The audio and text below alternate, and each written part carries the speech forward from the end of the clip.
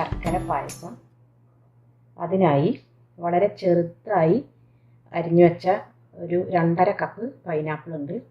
അതിൻ്റെ നടുകിലൂടെ വരുന്ന ഒരു മൂക്ക് എന്ന് പറഞ്ഞ സാധനം, ആ കറുത്ത ഭാഗമല്ലേ, ഒരു കണ്ണ് പറഞ്ഞ സാധനം, അതൊക്കെ കളഞ്ഞ് വളരെ ചെറുതാക്കി മുറിച്ചെടുത്തതാണത്.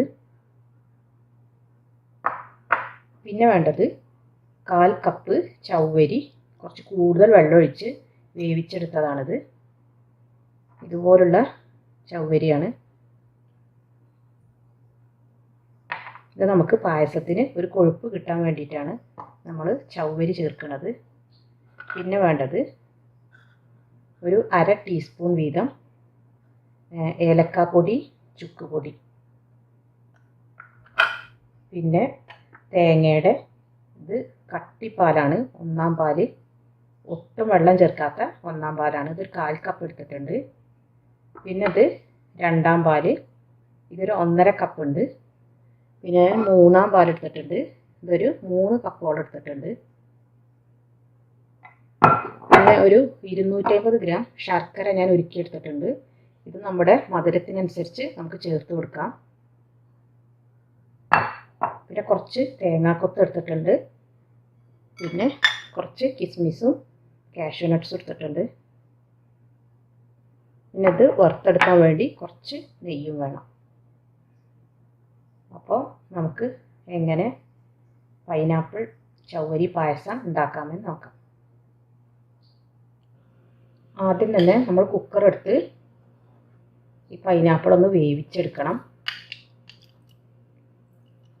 ഈ പൈനാപ്പിളിന് നല്ല വേവുണ്ട്. വെള്ളം ചേർക്കേണ്ട ആവശ്യമില്ല. വെള്ളം ചേർത്താൽ തന്നെ നമുക്ക് വേവിച്ചെടുക്കാം. ഈ പൈനാപ്പിളിന് വെള്ളം ഇറങ്ങി വരും. അപ്പോൾ ആദ്യം നമുക്കിതൊന്ന് വേവിച്ചെടുക്കാം.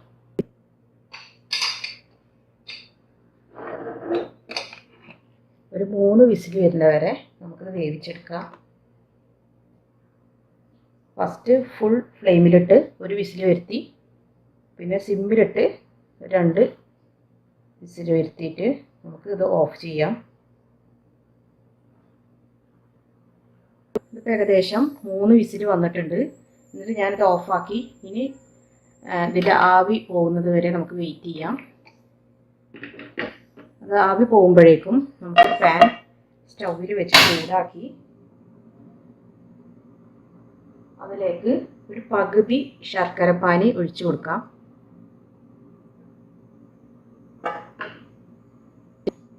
ഒന്ന് ചൂടായി വരുമ്പോൾ നമുക്ക് വേവിച്ച് വച്ചിരിക്കുന്ന ചവ്വരി ഇട്ട് കൊടുക്കാം.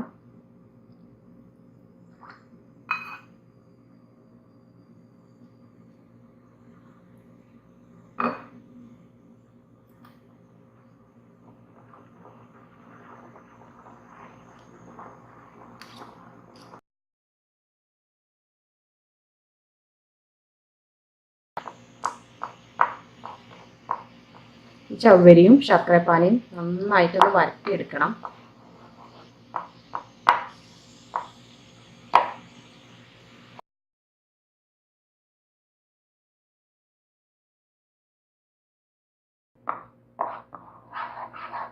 നമുക്ക് തീ ഒരു മീഡിയം ഫ്ലെയിമിൽ ഇട്ട് കൊടുക്കാം.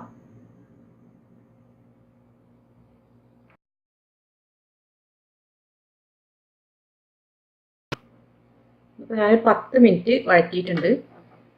നമുക്കിതിലേക്ക് 3-ാം പാൽ ഒഴിച്ച് കൊടുക്കാം.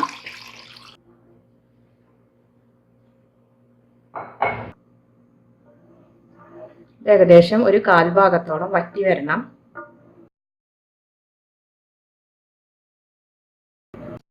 ഇപ്പോൾ ഏകദേശം വറ്റി വന്നിട്ടുണ്ട്. നമുക്ക് 2-ാം പാൽ ഒഴിച്ച് കൊടുക്കാം.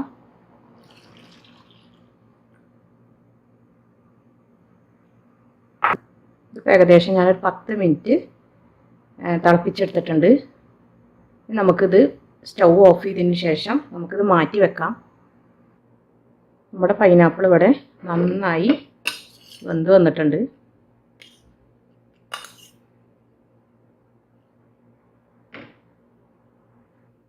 ഈ കുക്കറിലേക്ക് തന്നെ നമ്മൾ ബാക്കി മാറ്റി വെച്ചിരിക്കുന്ന ശർക്കരപ്പാനി ഒഴിച്ചു കൊടുക്കാം. ഇതും നന്നായിട്ടൊന്ന് വരട്ടിയെടുക്കണം.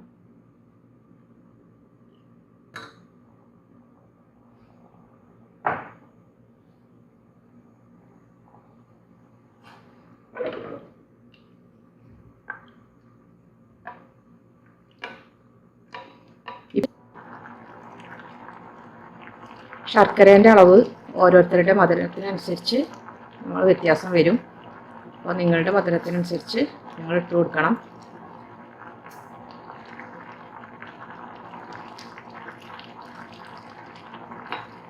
തുടരെ ഇളക്കിക്കൊണ്ടിരിക്കണം, അല്ലെങ്കിൽ അടിക്ക് പിടിക്കും.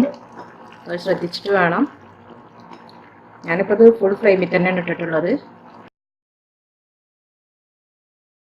ഞാനെടുത്ത പൈനാപ്പിളിന് കുറച്ച് പുളി ഉള്ള പൈനാപ്പിളായിരുന്നു. അതുകൊണ്ട് ഞാനെടുത്ത ശർക്കരപ്പാനി ഫുൾ ഒഴിച്ചിട്ടുണ്ട്. നമ്മുടെ പൈനാപ്പിളിൻ്റെ മധുരത്തിനനുസരിച്ച് നമ്മുടെ ശർക്കരയുടെ അളവിന് വ്യത്യാസം വരും.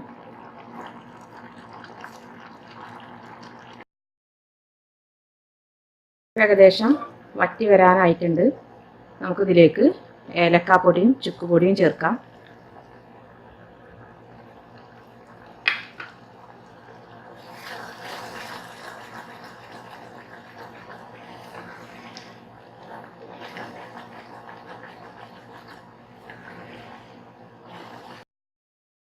ഏകദേശം വരണ്ട് വന്നിട്ടുണ്ട്. നമുക്കിത് സ്റ്റൗ ഓഫ് ചെയ്യാം.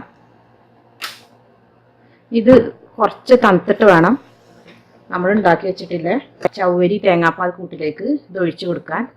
ഇതുപോലെ ചൂടോടെ ഒഴിച്ചാൽ ചിലപ്പോൾ നമ്മുടെ തേങ്ങാപ്പാൽ പിരിഞ്ഞ് പോകാൻ സാധ്യത ഉണ്ട്. അതുകൊണ്ടാണിത് കുറച്ച് തണുത്തതിന് ശേഷം നമ്മൾ അതിലേക്ക് ചേർക്കുന്നത്. ശരിക്കും ഈ പായസം കുറച്ച് തണുത്തിട്ട് കഴിക്കുന്നതാണ് കൂടുതൽ ടേസ്റ്റ്. തണുപ്പിച്ച് കഴിക്കണത് ചൂടോടുക്കനെ കഴിക്കണേക്കാളും ടേസ്റ്റാണ് തണുപ്പിച്ച് കഴിക്കണത്. അപ്പോൾ ഇത് നമുക്ക് തണുപ്പിക്കാനായിട്ട് വെക്കാം. ഇതിലിങ്ങനെ കുറച്ച് വെള്ളം വേണം, അല്ലെങ്കിൽ പറ്റ ഡ്രൈ ആക്കിയാൽ ചിലപ്പോൾ ഇത് തണുത്ത് വരുമ്പോൾ കട്ട പിടിക്കും. അപ്പോൾ അത് ശ്രദ്ധിക്കണം. പിന്നെ നല്ലോണം തണുത്ത് വരണ്ട. ഒന്ന് തണുത്തതിന് ശേഷമാണ് നമ്മളിത് ചേർക്കാൻ പോകുന്നത്. ഈ തിളച്ച് ആ ടൈമിൽ തന്നെ ചേർക്കരുതെന്നാണ് പറഞ്ഞത്. പറ്റ തണുപ്പിക്കണ്ട, അപ്പോൾ ചിലപ്പോൾ നമ്മുടെ ഇത് കട്ടയായി പോവും. ഒന്ന് ചൂടാറി വരുമ്പോഴേക്കും നമുക്ക് അണ്ടിപ്പരിപ്പും കിസ്മിസും തേങ്ങാക്കൊത്തൊന്ന് വറുത്തെടുക്കണം. പാന് ചൂടായി വന്നിട്ടുണ്ട്. ഞാനിപ്പോൾ ഇവിടെ ഒരു ടീസ്പൂൺ നെയ്യ് മാത്രമേ ഇട്ട് കൊടുത്തിട്ടുള്ളൂ. ഈ നെയ്യ് നിങ്ങൾക്ക് കൂടുതൽ വേണമെങ്കിൽ കൂടുതൽ ചേർക്കാം.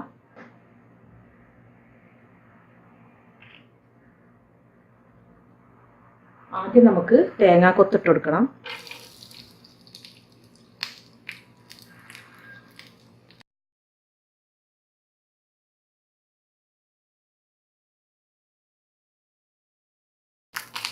തേങ്ങാക്കൊത്തൊന്ന് ആയതിനു ശേഷം നമുക്കിതിലേക്ക് അണ്ടിപ്പരിപ്പ് ഇട്ട് കൊടുക്കാം.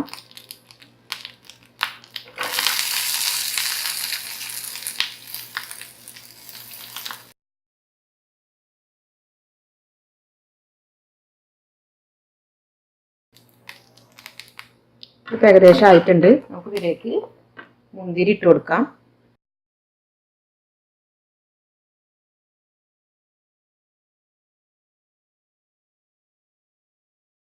ഇപ്പോൾ നമ്മുടെ തേങ്ങാക്കൊത്തും കാഷ്യൂനട്ടും റൈസിൻസൊക്കെ നന്നായി ഫ്രൈ ആയി വന്നിട്ടുണ്ട്. റൈസിൻസൊക്കെ നല്ല ബോൾ പോലെ ആയിട്ടുണ്ട്. ഇനി നമുക്കിത് മാറ്റി വെക്കാം സ്റ്റൗ ഓഫ് ചെയ്തതിന് ശേഷം. ഇതിപ്പോൾ ഏകദേശം ഒരു പകുതിയോളം തണുത്ത് വന്നിട്ടുണ്ട്. നമുക്ക് ഇതിലേക്കൊന്ന് മിക്സ് ചെയ്തെടുക്കാം.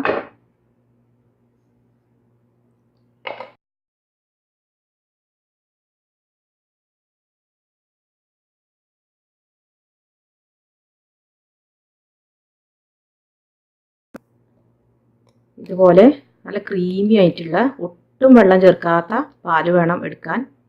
കാരണം നമ്മളിനി ഇത് തിളപ്പിക്കുന്നില്ല. അപ്പോൾ നമുക്കിനി ഇത് ഒഴിച്ചു കൊടുക്കാം.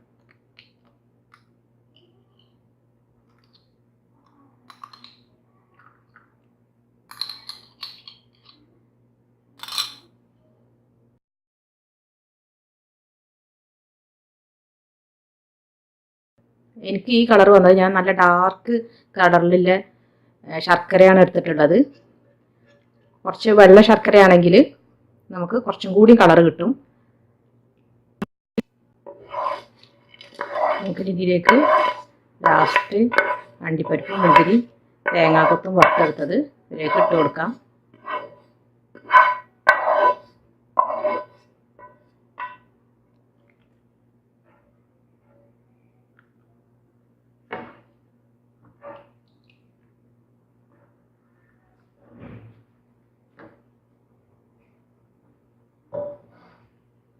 ലാസ്റ്റ് ഒരു ഇത്തിരി ഉപ്പ് കൂടെ ഇട്ട് കൊടുക്കാം.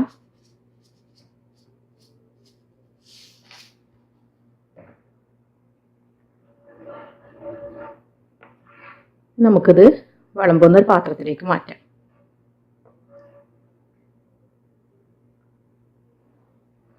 അപ്പോൾ നല്ല ടേസ്റ്റി ആയിട്ടുള്ളൊരു പായസമാണിത്. എല്ലാവരും ഒന്ന് ട്രൈ ചെയ്ത് നോക്കണം. എല്ലാവർക്കും ഇഷ്ടമാവും. അപ്പോൾ ഇനിയും അടുത്തൊരു റെസിപ്പിയുമായി വരുന്നത് വരെ താങ്ക് യു.